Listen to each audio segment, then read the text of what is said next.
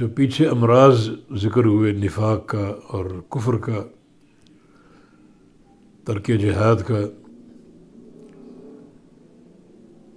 اس کا مرکزی سبب دنیا داری اور دنیا کی محبت ہے۔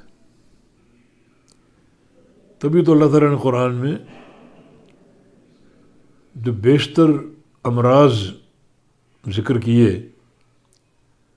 اور ان کا سبب بتایا، وہ دنیا کی محبت ہے۔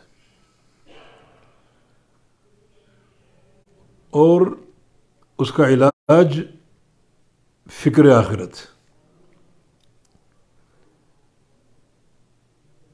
سورۃ الاعلیٰ میں قد افلح من تزکا وذکر اسم ربہ فصلی،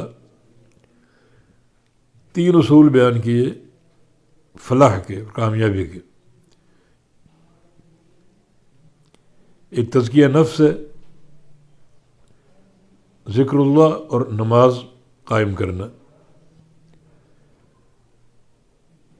یہ کامیابی کا ایک راستہ ہے، جنت کا پروگرام ہے۔ مگر پھر بھی بہت سے لوگ اس راہ پر گامزن نہیں ہیں۔ سبب کیا ہے؟ بل تؤثرون الحیات الدنیا، کہ تم دنیا کی زندگی کو ترجیح دیتے ہو، محبت دنیا، اس میں تم کھو گئے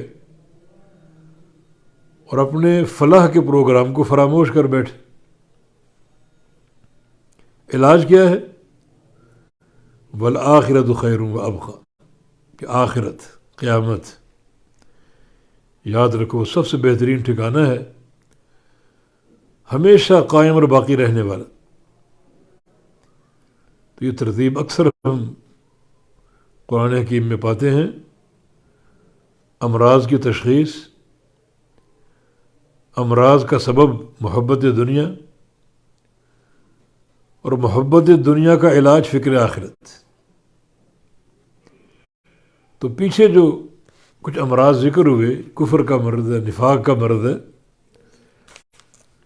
تو اس کا سبب بھی محبت دنیا ہے، دنیا داری، دنیا کے عہدے، دنیا کی کرسی، دنیا کی لالچ، دنیا کا مال، جس کی خاطر انسان بہک جاتا ہے اور بعض اوقات تو